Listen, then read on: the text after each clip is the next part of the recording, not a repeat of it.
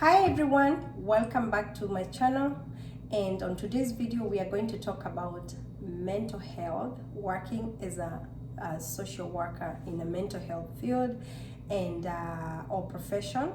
And today I have a guest here. Yeah. She will tell us about herself. Welcome to Betty Easy YouTube channel. Yeah, and thank you for having me and coming to see me. We're going to talk a lot about mental health and how I started. Okay, you want to tell the viewers what your names are, where do you come from? Okay, so I come from Tigoni in Kenya, and my full names are Wanjiro Kanywa, and I've lived in the States for almost 12 years. I've traveled around the world. I've done a few things. Okay. I have 3 sisters. Yeah. My mom and dad, and my dad is in Kenya, my mom is in Texas, and my sisters are in Kenya too. Oh, I didn't know your mom is here. Yeah, she's here. Oh, that's nice. Yeah, so a very loving family. We do the hustles of every day. Yeah. So we've gone through a lot. Yeah, and we've all grown up. We all have our different professions. Yeah. So I'm the only one in mental health. Oh, Yeah. nice. So did you come straight from Kenya to here, or have you ever been to other different countries? It's a journey. Yeah. I would love to hear about the journey. So, around 2000, I decided to move from Kenya Yeah. to the UK. Okay. And in the UK, I decided to pursue a higher diploma in hotel management. So, initially, I started in the hotel management. Oh, wow. Because I loved cooking. My mom was like, you're just going straight there. Oh. And housekeeping and just putting people in their place. Yeah, that's my specialty. Yeah. Just putting people where they need to be. Also, you used to work in a hotel. Yeah, so my mom had a kiosk. Oh. Yeah, in community.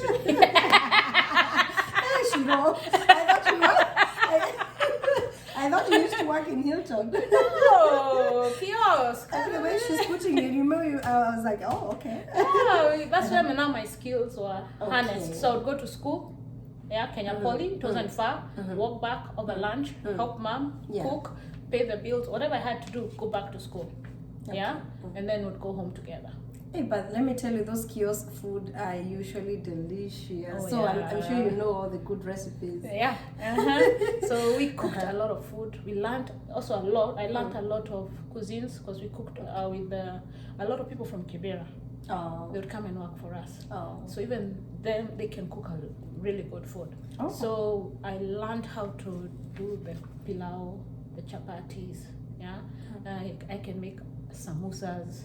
Yeah, mandazis. Yeah. So my mom would make us work there.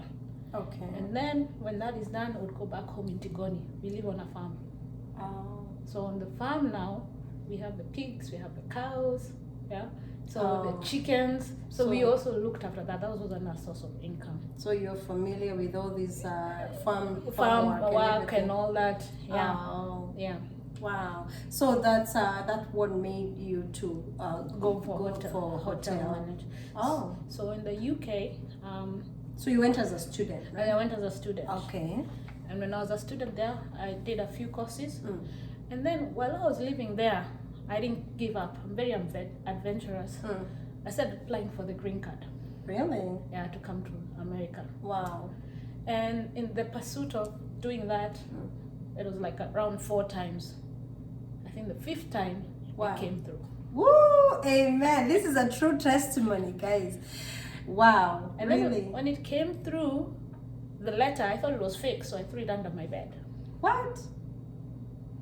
So when I threw it under my bed, something kept nagging me. Can you make sure you check those documents? You know the way your mail comes and you put it aside, or mine was under the bed. I don't know why. The 5th one now. Yeah, maybe you had given up. You're like, it's not true. You know, there were so many fake applications. That time, everybody was, trying to hustle to get out. Because now I was about to finish my studies. Yeah.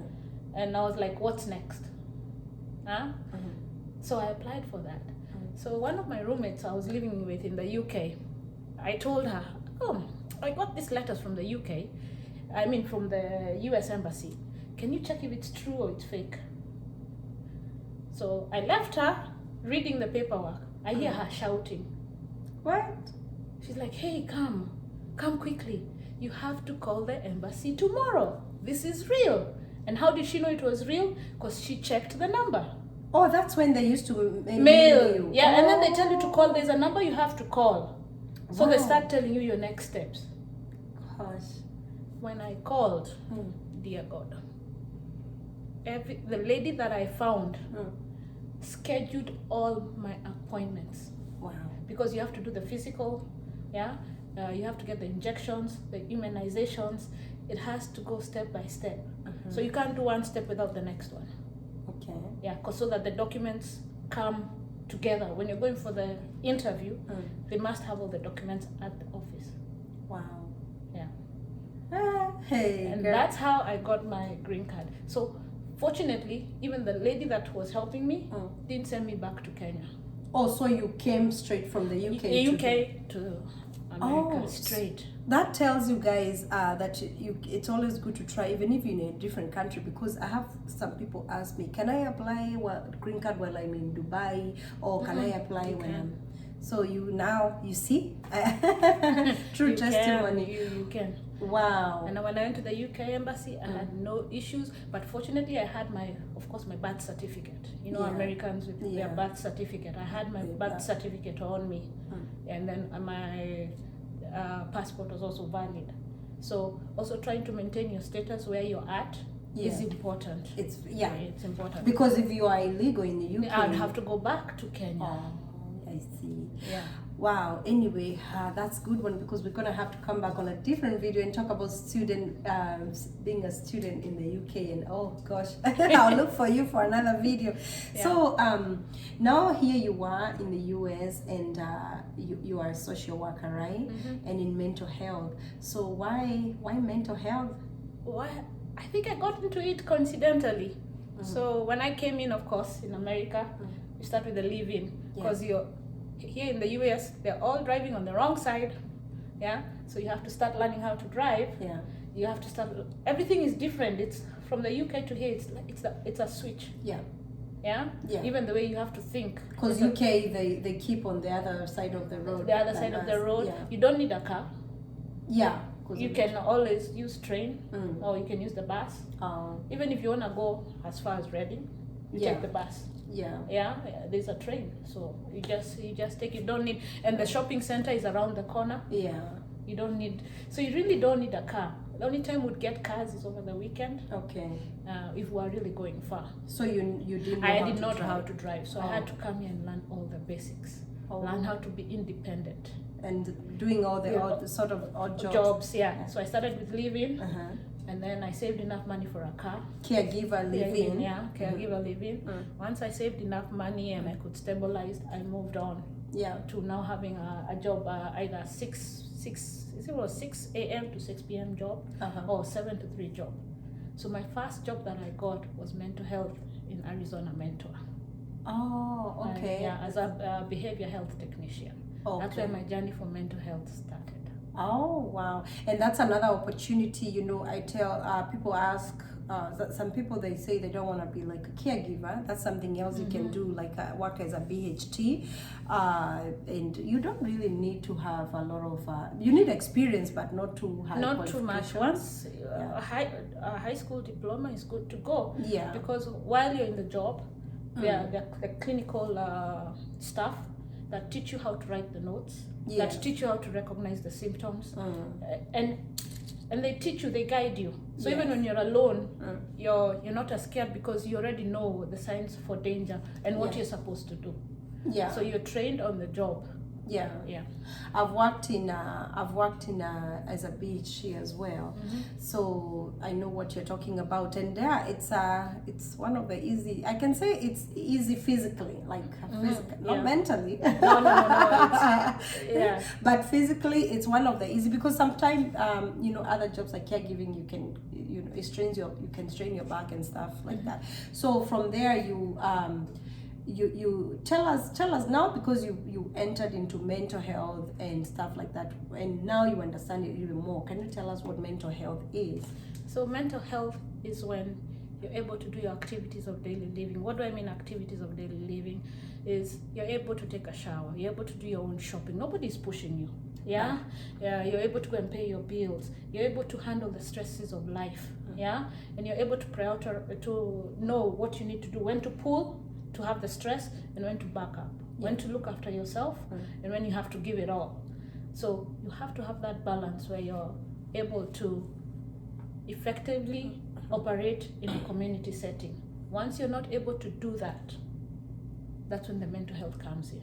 That's when the depression comes in, and the isolation and the stress. Okay. So, and then you went into social worker. Why social worker? Why not a nurse? That's a very interesting story. That was not my plan. My plan was to be an RN. Oh.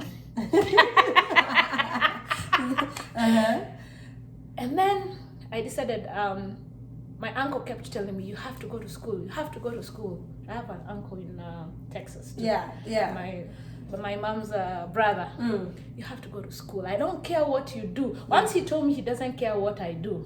Because everybody was telling me, do RN. Yeah. So it's the obvious route. Because most people here, when they come, it's just nursing, going to nursing. Yeah. So I started. So one day on the freeway, the 60 freeway, I had a voice talking. You must go to school, must go to school. So I ended up in Mesa Community College. Wow. When I ended up, I was like, I want to enroll in school, but I don't know what to do. That's what you told them? Yeah. Then they told me, the first thing you're going to do, go do the English test and the math test. Yeah. So let's start there, and then we see how you're going to progress. When I started, I did all the prerequisites, the English, the math, all the prerequisites that I needed to do, the history and all that. Yeah. Then one day I got an email. The school advisor wants to see me. So she's like, I can see you've done everything, but now you have to select a major. I looked at her. Then I told her it's not gonna be RN. She's like, because in the initial application, I had written was to do nursing, something in nursing. She looked at me and told me, so what do you want to do? Then she's like, I know what I'm going to do for you. So she entered me into a mentorship program with a lady. And this lady was, I think, a second generation immigrant. So we'd meet every Tuesday and every Thursday. She was like, and she got to know me. And she was like, you're not the kind to do nursing because I have an issue with blood. And then also I want that flexibility. And with nursing, if you pick your shift, that's your shift. So I didn't want that. I wanted something more flexible for me to be able to, on my own time, I'm working on my own things. Because like nursing, if you're working in a hospital, you'll be in the hospital like the whole shift. The whole shift. Okay. So I was like, this shift business, I don't want. So she told me, I have an idea for you. Because you want to be active and you also don't want to be behind the desk. So why don't you do something called Bachelor of Science in Exercise and Wellness? Wow. And then I looked at the prerequisites. It had a lot of nutrition. Oh my goodness. So I've already done hotel management that has a lot of nutrition courses. So doing nutrition was going to be okay. And then it has a lot of exercise and practical classes. I don't need to sit in class the whole time and listen to the teacher. Would always be in the field doing something, or in a gym doing some Pilates, some yoga, lifting weights, because you're being taught. Because it's part of the exercise part. The wellness part, I had to sit down. And once I was doing those courses and meeting with teachers, I finally realized exercise and mental health are so important. And then I'm already in the mental health, working as a BHT. So it started just coming together. The pieces started just coming together, and I never left.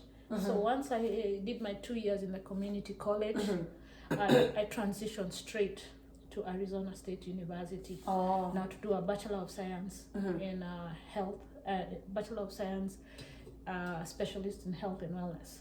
So that's what I graduated with in 2017. Oh, so you can be, you can teach me to Yeah, some I can stuff. make a program for you.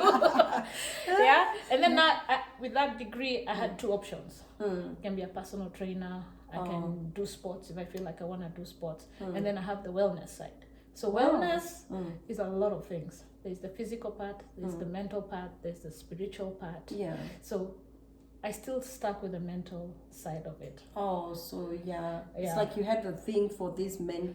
Yeah, I was just being pushed Yeah. on that side. Okay. So once I did that, I still kept my job at Arizona Mentor as a behavior health technician. Yeah. And then I transitioned to a case manager. Okay. With a case manager, I started working in Phoenix first. Okay. So with case management, actually it's helping people access community resources and also a health and wellness check. Okay. It's like you're trying to guide them into the resources in the community. Okay. So okay, let me ask you. So this is the education that is. What is the exact education that is needed to become a social worker here? Like, is there a specific? So, social work is different. There are those social workers. If you're working in the hospitals or you're working in a state hospital, Okay. you must have your license, Yeah. social work license. Yeah. But with case management, you don't need a license. Okay. So the basic things that you need to be a case manager, whether you're working for DCS Yeah. or you're working for the clinics like LifeWell Yeah. or La Frontera or Copper Health, those are the MAC centers and all that. Basically, as long as you have a high school diploma and the willingness to learn, Oh yeah. you're good to go. And experience, your experience actually is just the pay. How much experience do you have in the mental health? Yeah. So there's not really Like you have to have a PhD. in it. No. Yeah. Oh, wow. So they do give alternatives. If you're willing to learn, you can start there. So like for me who also I'm like you, Shiro, sometimes I'm like, do I do nursing? I don't know. Do I do this? I don't know. I'm always in this a confused bubble. So, yeah. That's So it's a it's good to know alternative that. to know whether you want to be an RN, you want to be a nurse, or you want to push further. Okay. Nurse practitioners, because in that same field, I work with social workers, the ones who have the license. Yeah. And then I work with nurse practitioners. I work with psychiatrists. Yeah. So I've worked with so many different people. I work with people in the prisons, in the jails. Yeah. So the goodness thing with mental health, as long as you're willing to learn, Yeah. and you have your GED or high school diploma, you're good to go. And you can make yourself. And then when you're there, you can like that's what I did when I was in the PhD. I would get a shift from 3 to 11, and then school was in the morning. Okay. Yeah, I would even have a class at 7 o'clock in the morning. That's good to know. Yeah. So if you have a class at 7 o'clock in the morning, so you have 7, you do your little homework quickly. Yeah. You go and rest, and then you drive, and then you go to work. So they talk about if you're a social worker, like you get school loan forgiveness. Can you tell us about that? So it depends on the company that you go. So when you're looking for work, right, look at the companies that are willing to pay it off after 5 years or 6 years. A lot of the state jobs, do give that forgiveness. Wow, that's good to know. Yeah. You have to volunteer or you still get paid? You still get paid. Even when you go for the interview, don't be scared. Or once you're signing your employment documents, I saw on your website this and this. If I work 5 years, do I get some of my school fees deducted? So they do. You just need to read what they're offering. Yeah. Wow, it's good to know, because I know sometimes student loan, you can graduate, guys, in this country, you can graduate and, do your masters and stuff and then end up with a huge huge debt. But I'm lucky. So this is the trick for those who want to start. Yeah. Start at the community level. Yeah. And if you can pay for that community, because community college is not expensive like university. If those 2 years, you have money, right? To pay for just those 2 years, and then you go to ASU and have them pay for you, that is fine. Okay. Yeah. So there are many ways to see how to do it. Uh-huh. Yeah. So plan yourself. You know yourself. Yeah. Huh? Do you want to go straight to university and get that big debt?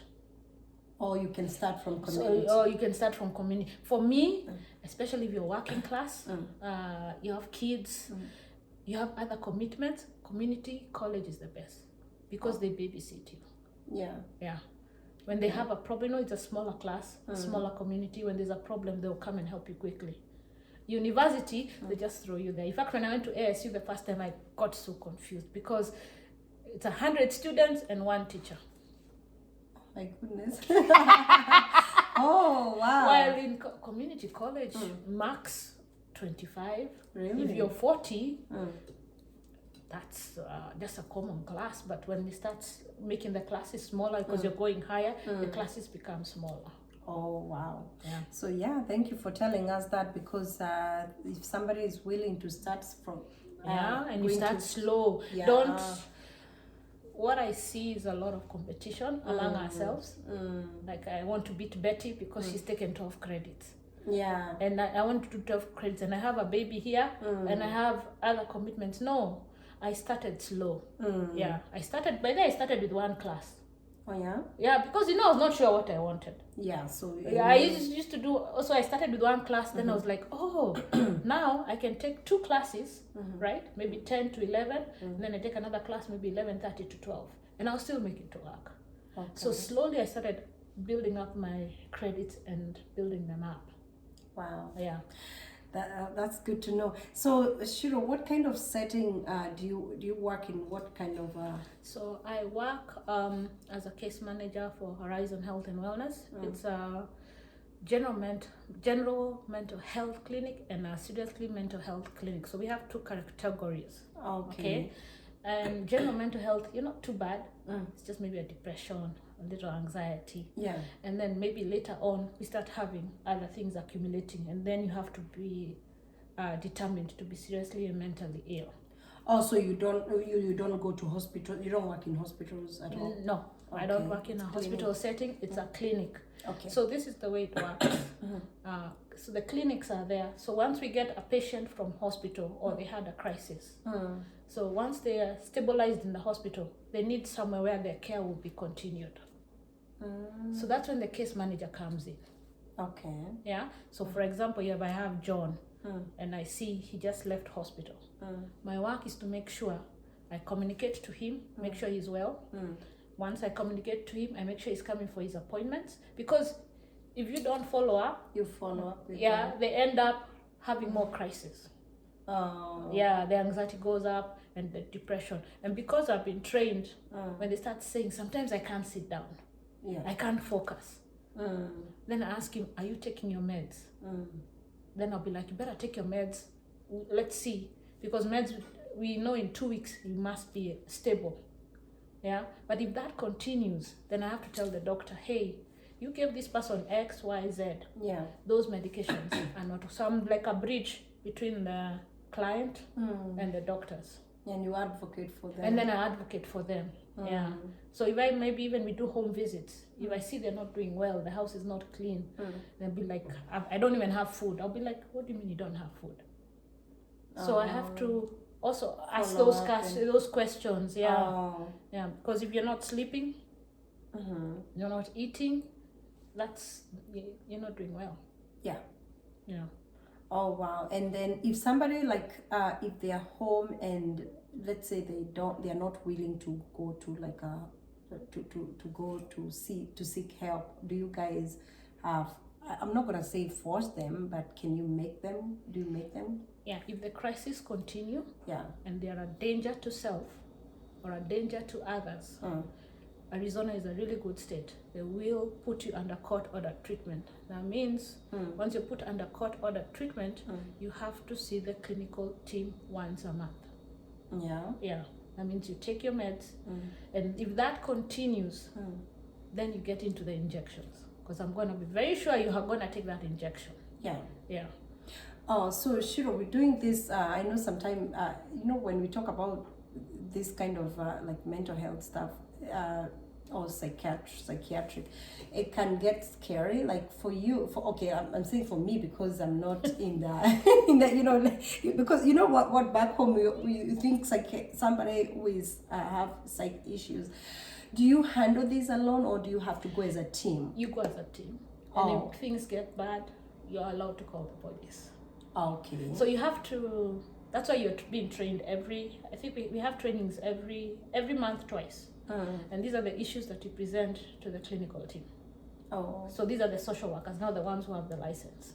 Oh, okay. Yeah. So my bosses have licenses. Yeah. But for the case managers down here, they don't have any license, but you do the work with a team of professionals. Oh, so you're never alone. You're never alone. Oh, because sometimes you can go alone and you end up with a blow on the face. No. Even if the client, if you see you're unsafe, you're allowed to leave immediately. Okay. Yeah, you're allowed to leave. If you just, your instincts talk to you, you don't even go near. You don't even go alone.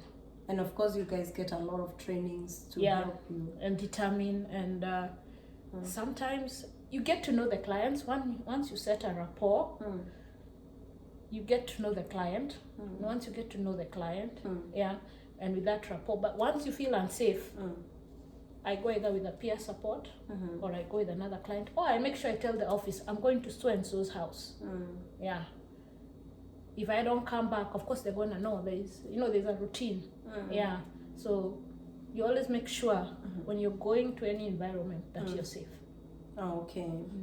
So is there like a different, do you guys get different titles depending with the setting? Like, if you work in a hospital as a social worker, do you have a different setting with somebody who works in a clinic, or you're all like case all managers? Different. Yeah, so it's all different. So in the hospitals, they prefer the social workers with their license. Oh. Yeah. And then the other clinics, the outpatient teams, most of them, the staff, we only have social workers for the clinical teams, because we have teams. Those are the ones that guide us. But most case managers, either you have a diploma in social work, or you're working to get your social work license. So gradually you can build. Yeah. So if I wanted to build, I would do my master's in social work. And are you doing that, or? I think you're doing something different. This girl is crazy, because the last time I talked to you, you were doing something. I'm doing technology. So I decided to venture in a little technology in packages, because you have to keep, because of COVID, and you see I'm alone in this house. I had to keep myself busy. Yeah. So my weakness. What is it that you told me? And she told me to try data analytics. Data analytics. Does it involve a lot of? I know I have a friend. She's her husband is doing. He's working from home as a data analyst, and I think he had to go through a couple of interviews before he get the job. Yeah. That means there are no plenty of jobs as a data analyst? Or? They're there, it's just the experience. Stepping in is the problem. Oh yeah, because he had to go through like a lot of interviews before they take him. Yeah, just once you put your toe in, that's it. And it's good money. That's something else, guys. So maybe I was thinking of healthcare analytics later on. Oh, so you still be in healthcare? Healthcare, because technology is moving that way. Yes. So actually how I came to this idea was it was introduced to me in 2017. And then I was like just playing around. I was like, I can't leave school and go back to school. Yeah. I need a break. Right. Yeah. So when COVID came, I was like, oh, this is a perfect time to do it, because now we are not going anywhere. Yeah. So around I started doing my research around December. I was like, I've been doing nothing since March, 2019. It's homework. So this is the best This time. is the best time to do it. So I started just working on it. Then I was like, I can't do it online. I was using YouTube. And I was like, no, let me get a teacher to teach me. Yeah. And teach me well. So I started in January and I finished in August. Oh, you're done already? Yeah. Oh, wow! The next time I'll do a video with Shiro, she'll be doing something completely different. But I love the fact that you are a go-getter. You don't settle for where you started. You just keep going and going, and I love that. And I'm your neighbor here. You need to start pushing me, Shiro. You cannot be leaving me behind like this. Sometimes I feel like I have slept and I have used the best blankets. You know those blankets that we used to buy in Italy, this heavy one? I think me nilijifunika na nikangorota, but you know what? You understand me right now. So yeah. So anything you want to tell to add on to that? Because gosh, Shiro, I've been inspired, and really your story is so educative, and I'm sure our viewers have benefited from this. And anything you want to tell them to encourage them, tell them about the US opportunities? And if you really want the green card or any opportunity that passes by, just keep trying. Yeah, you have to try, because you will not know if you don't try. Right. Whether it's in business, whether it's in health, whether it's in motherhood or fatherhood, whether it's with your children, just keep pushing, keep trying. Yeah, even if you fall down and you're like, oh, I can't get up, rest a little bit, look after yourself, manicure, pedicure, cry a little bit, pick up yourself and keep going and look after yourself. Because in my line of work with mental health, because everybody, when they see mental health, they think it's substance abuse. No, mental health is looking after your brain, protecting yourself, your children and yourself. Right. Don't have those prejudices and all that. Listen to your children. Listen to your environment. Because some of these things actually are in the environment that affect your children. So looking after yourself, learning to have time for yourself, your children, and asking them questions. Take care of your mental health. So because back home, not just back home, even here, Shiro, we have seen a lot of people that have gone down with depression, and others have even with their young age, they have they lost their lives, and stuff like that. So people, you can tell there's a lot of life stress. Even as we go through life stresses and stuff like that. So what do you want to tell, what's the best thing to do? And especially when things are going all crazy, what's the best thing? So it's not wrong to ask for help. Yeah. It's not wrong to ask for help. Yeah. If you just, in the US, just Google mental health. Yeah, there's so many clinics. Start with your medical. I hope everybody I'm talking to has a medical doctor, because in the US, that's the first place that you go. And just talk to them. I'm restless, I can't sleep. Yeah. Or you're hearing voices talking to you. Yeah, and when the voices talk to you and they're telling you to do bad things or making you agitated, seek help. Yeah, seek help. It's not wrong, because sometimes when you get the help at that time, sometimes it may be stress from this, stress from that. Once you're given that medication, or you decide you want to go without meds, but there's someone counseling you and guiding you with your problems, then that problem doesn't become so huge that you end up either isolating or danger to self. That means either cutting yourself or killing yourself.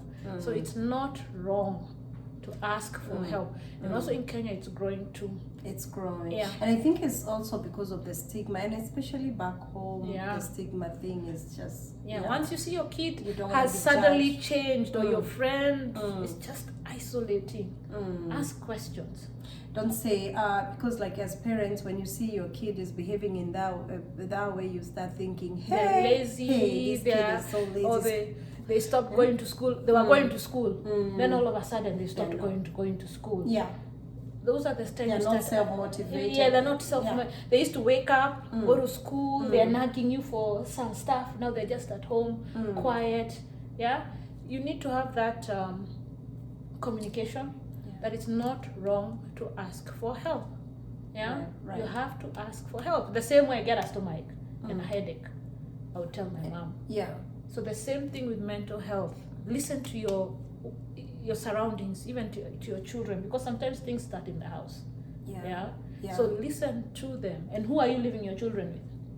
Yeah. That's another. Yeah, that's important. Who is around too? Yeah. because those are the questions that you ask. Yeah. Yeah. Oh, so gosh, guys, you have heard. If you have more questions, and anything that you want to learn, please type it on the comment section, and Shiro, I will get in touch with her. She's not on. I get a lot of people. They ask me what are social media handles. I don't think she's that active on social media. No, this is the first video on YouTube. Yeah. So I'm gonna see how it goes, and Yeah. subscribe for Betty. She's a celebrity in Please. Santan. We call her the celebrity. Arizona. Betty AZ. Yeah, so She's trying we to are make me so feel happy that you're doing it. Actually, Yeah. Even me, and I'm getting ideas. Maybe when I do the data analytics with healthcare, maybe I'll step up to the boat and teach people some stuff. Yeah, of course. We'll become, we love guests here at Betty AZ, and we want to have you back again and tell this girl to be seeing me. She lives 6 minutes from me, but believe me, today is the first time, and I think Shiro, I've known you for a while, but this is the first time she gave me her address. I understand is your schedule, and your schedule, they don't. In fact, today is just a day Yeah. that we met. It's because I'm on bereavement day. You lost. I lost my cousin. Oh. So today I've been given a day off. So I was awake from 12 a.m. Watching from, because I couldn't go. Yeah, so I'm so sorry about that. So All right. Oh, okay, guys. Thank you. That's the end of the video. God bless you. Take care of yourselves. bye, and hope you learned something. Ask questions. Yeah. Be positive. Comment Love section. yourself. And give the video a like. Yeah. Thank you. Bye. Yeah. Okay. Bye.